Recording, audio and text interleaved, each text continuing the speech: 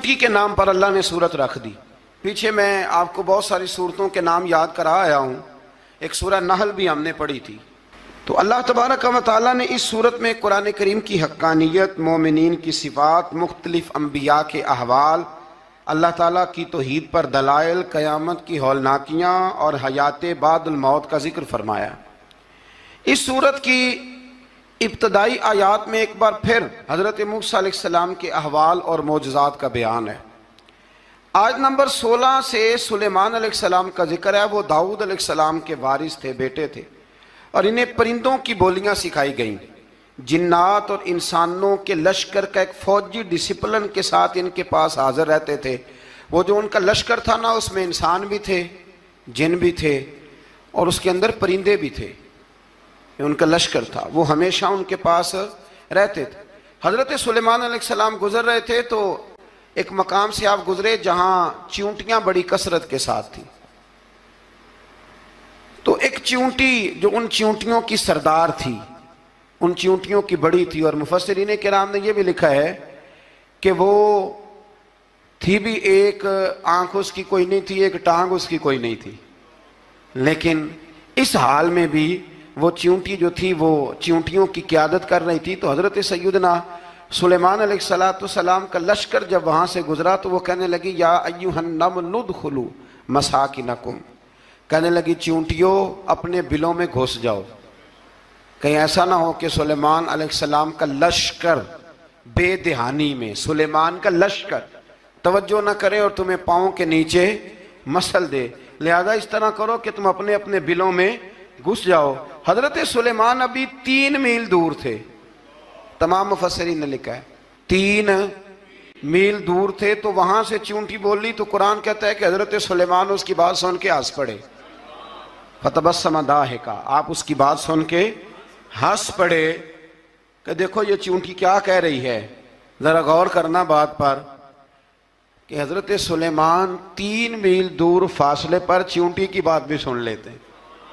مولوی نے قرآن کی آیت پکی یاد کر لی، انا بشر مثلکم. کہتا ہے حضور نے کہا میں تمہاری طرح کا بشر ہوں. نبی ہماری طرح ہوتے ہیں جی. تو وہ تو 3 میل دور چیونٹی کی آواز سن لیتے تھے. اس کے کان میں چیونٹی رکھو بلا، اسے کہو کہ بتا بلا کیا کہتی ہے. کچھ بتائے گا پھر دوڑ لگا دے گا شاید. کان میں رکھو، اس کو کہو بتا چیونٹی کیا کہتی. اور اگر یہ لفظ نہ ہوتے قرآن کے کہ جب انہوں نے سنا تو ہنس پڑے، یہ جملے نہ ہوتے تو شاید اس کو بھی نہ مانتے. لیکن حضرت سلیمان نے سنی چیونٹی کی بات. اور اب اگلی بات کہنے لگا ہوں. بڑے خوبصورت لفظ لکھے ہیں مفسرین نے. فرماتے ہیں دیکھو ایک چیونٹی نے ایک جملہ بول کے اپنے قبیلے کی خیر خواہی کی تو رب نے اس کا جملہ بھی قرآن میں بیان فرما دیا.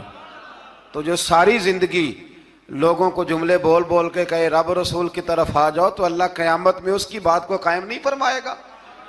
جو بھی کسی کی خیر خواہی کرے وہ ایک جملہ بول کے کرے، اور ہو بھی چیونٹی. تو اگر اللہ اس کا ذکر قرآن میں باقی رکھتا ہے تو میں اور آپ اگر کسی کی خیر خواہی کریں گے تو انشاءاللہ ذکر باقی رہے گا. شرط یہ ہے کہ کریں خیر خواہی کرو کسی کی، ایک جملہ بول کے بھی کرو. چیونٹی بھی ہو تو اللہ قرآن میں ذکر باقی فرما دیتا ہے. تو اللہ تبارک و تعالیٰ نے اس بات کا ذکر قرآن مجید میں فرمایا. اس پر کئی کچھ لکھا ہے. اسی طرح سے ایک بات اور لکھی ہے ہمارے مفسرین نے کہ حضرت سلیمان ایک دن اسی طرح نکلے. قحط پڑ گیا تھا، بارش نہیں ہوتی تھی. تو حضرت سلیمان باہر میدان میں نکلے دعا کرنے کے لیے، خشک سالی تھی. تو جب آپ گئے تو ایک چیونٹی اپنے پر پھیلا کے دعا مانگ رہی تھی. تو رب کریم نے فرمایا سلیمان آپ واپس چلے جائیں، بارش آ جائے گی پر آئے گی چیونٹی کی دعا پہ. تو حضرت سلیمان نے عرض کی مولا میں بھی تو اتنا لشکر لے کے آیا ہوں نا، تو چلو ہمیں بھی دعا کر لینے دے. تو چیونٹی کی دعا پہ برسا دینا پر دعا کر لینے دے. فرمایا نہیں آپ واپس جائیں، دعا نہ مانگیں. یا اللہ کیوں؟ فرمایا چیونٹی کا دل ٹوٹ جائے گا، وہ تو کہے گی کہ یہ سلیمان کی لشکر دعا پہ پھر بارش آئی ہے. تو آپ نہ کریں تاکہ اس کے دل میں یہ بات رہے کہ نہیں میرے رب نے میری دعا پہ بارش فرمائی ہے. آپ جائیں، آج بارش آئے گی پر آئے گی چیونٹی کی دعا پہ. تو جو چیونٹی بارش کی دعا کرے قوم کے لیے، اللہ اگر اس کا ذکر قائم رکھتا ہے تو جو اپنی قوم کے لیے ہدایت کی دعا کرے، اور کبھی کبھی گردن جھکا کے دیکھا کرو کہ دل میں رسول اللہ کی امت کا درد کتنا ہے. اگر کہیں حضور کی امت کا درد ہے تو پھر انشاءاللہ ذکر قیامت تک باقی رہے گا. پھر انشاءاللہ قیامت تک آنے والی نسلیں بھی آپ کا ذکر کریں گی اگر حضور کی امت کا درد سینے میں موجود ہے. اسی طرح سے پھر حضرت سلیمان کے لشکر میں نا ایک ہدہد نامی پرندہ بھی تھا. لشکر کا کارکن تھا پرندہ. ہدہد غائب تھا تو حضرت سلیمان کہنے لگا کدھر گیا وہ ہدہد؟ نظر نہ آ جایا سخت سزا دوں گا. یہاں تو کوئی اچھی خبر لائے گا. چونکہ وہ ہدہد پرندہ جاتا تھا تو خبریں لا کے دیتا تھا ورنہ سزا دوں گا. اتنی دیر میں ہدہد بھی آ گیا. تو یہ پرندے جو کارکن ہوتے ہیں بڑے سیانے ہوتے ہیں. کبھی بندہ ناراض ہو تو صحیح خبریں لے آتے ہیں. تو صحیح خبر لے کے آ گیا. آتے ہی آ کے بیٹھا تو اس نے حضرت سلیمان علیہ السلام نے کہا کہاں تھے؟ عرض کرنے لگا حضور میں ملک سبا گیا تھا. وہاں ایک عورت حکمرانی کرتی ہے, اس کا نام بلقیس ہے. بہت بڑے تخت پہ بیٹھتی ہے. 80 گز اس کا تخت لمبا ہے, 40 گز چوڑا ہے, اور شاید 80 مان کے 80 ٹن اس کا وزن ہے. تو حضور وہ سورج کو پوچھتے ہیں. حضرت سلیمان نے فوراً خط لکھا, فرمایا جا کے اسے میرا خط دے دو کہ یہاں تو کلمہ پڑھ کے ہماری فرما بردار بن جائے ورنہ تیار ہو جائے. جو اللہ کے غیر کو پوچھتے ہیں ہم ان کے خلاف جنگ کریں گے. وہ جب لے کے گئے نا خط, یہ حدود گیا تو وہ میٹنگ کر رہی تھی, اس کے وزیر مشیر سارے بیٹھے تھے. اس نے جا کے خط پھینک دیا ملکہ بلقیس کی جھولی میں. اس نے خط پڑھا تو ڈر گئی. وزیروں کو بلایا. حضرت سلیمان, قرآن کہتا ہے حضرت سلیمان نے کہا تھا خط پھینک کے نا تو سائڈ پہ ہو کے سننا وہ کیا کہتا ہے. بندوں کے لیے منع ہے, پرندوں کے لیے جائز ہے. بندوں کے لیے منع ہے سائڈ پہ ہو کے سننا. ہاں جس کی جاسوسی کی ڈیوٹی ہو, کفر کی جاسوسی کی, اس بندے کے لیے بھی جائز ہے. تو یہاں ایک تو وہ پرندے تھے, دوسرا کفر کی جاسوسی کر رہے تھے. سائڈ پہ ہو کے سننے لگے تو ملکہ بلقیس کہنے لگی اب کیا کرنا ہے, یہ خط آیا ہے. تو وہ کہنے لگے ہم تیار ہیں, آپ حکم کریں, ہم لڑنے کو تیار ہیں, لڑیں گے. وہ کہنے لگی نہیں تیزی نہ دکھاؤ. قرآن مجید کہتا ہے کہ وہ کہنے لگی جب لڑائیاں ہوتی ہیں تو شہر تباہ ہوتے ہیں, ملک کھنڈر بن جاتے ہیں. لڑائی مسئلے کا حل نہیں ہے. انہوں نے کہا کہ میں نبی ہوں. تو ایک دفعہ آزما لیتے ہیں کہ نبی ہیں کہ نہیں. معاذ اللہ آزما لیتے ہیں. کہا کیسے؟ کہنے لگی تحفے تحائف بھیجتے ہیں. اگر مال پر دل للچا گیا تو پھر نبی نہیں بادشاہ ہے, اور اگر مال پر دل للچایا نہ تو پھر اللہ کے کامل بندے.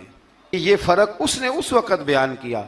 اس نے 500 کنیزیں, 500 غلام, بڑے شاندار لباس پہنا کے, 500 گھوڑا بڑا تگڑا, اس کے اوپر مال و اسباب رکھ کے تیاری کرا کے حضرت سلیمان کی طرف بھیجا. ہدہد پہلے سے خبر لے کے آ گیا. حضور اس نے یہ پروگرام بنایا ہے. وہ جب آیا سارا کچھ تو حضرت سلیمان دیکھ کے جلال میں آ گئے. فرمانے لگے اسے جا کے کہہ دو تو مجھے کیا تحفے بھیجے گی, میرے رب نے مجھے مالا مال فرمایا ہوا ہے, انہیں مالا مال کیا میرے مالک نے. جا اسے جا کے کہہ تو کیا تحفے دے گی. جب رب دیتا ہے تو پھر کوئی کمی نہ وہ نہیں چھوڑتا. بندے کیا دے سکتے ہیں, بندے تو بیچارے 10 دے کے تو 10 دن ان کی آنکھیں نہیں کھلتی. فرمایا مجھے اللہ نے جو دیا ہے کیا بات ہے اس کے دینے کی.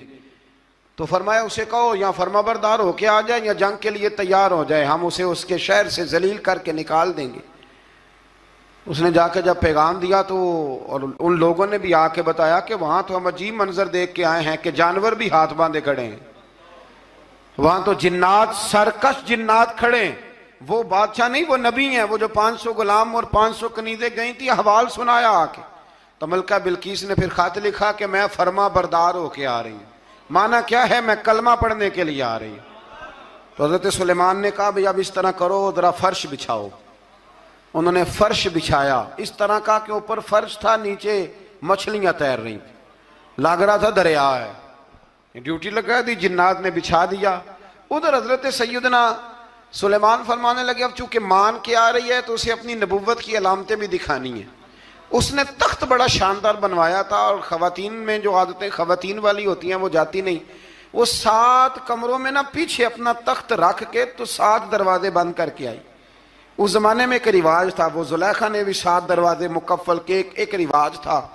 ایک کمرہ، پھر کمرے کے پیچھے کمرہ، پھر اس کے پیچھے کمرہ، پھر اس کے پیچھے کمرہ، اور اس کو بڑے موٹے تالے لگائے جاتے تھے، اور فلسفہ یہ تھا کہ ایک تالا توڑے گا کوئی تو جب تک سپاہی آ جائیں گے، اور اگر اس کے توڑنے تک نہ آئے تو دوسرے کے توڑنے تک آ جائیں گے، اور اس کے توڑنے تک نہ آئے تو ساتویں تک تو آ جائیں گے۔ یہ ان لوگوں کا نفسیاتی معاملہ تھا، سوچ تھی۔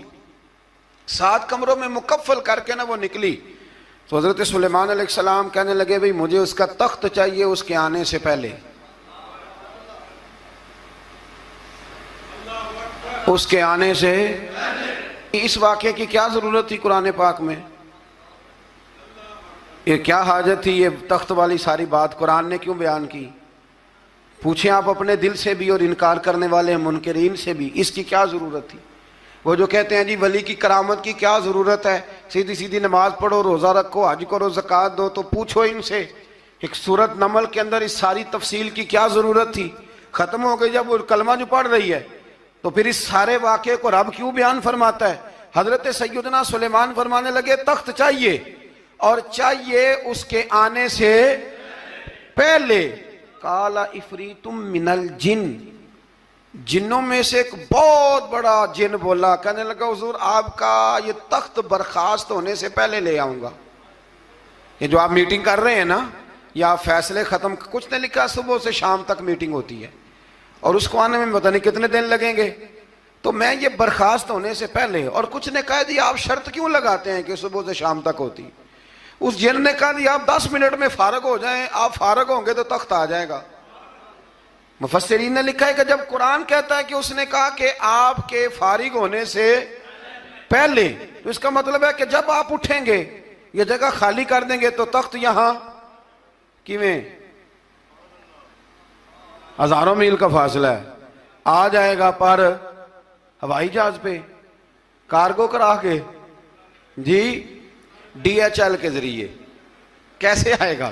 وہ آئے گا تو بس آئے گا۔ تو حضرت سلیمان کی تو بادشاہت تھی نا زمانے پہ، فرمانے لگے نہیں نہیں تو لیٹ ہے،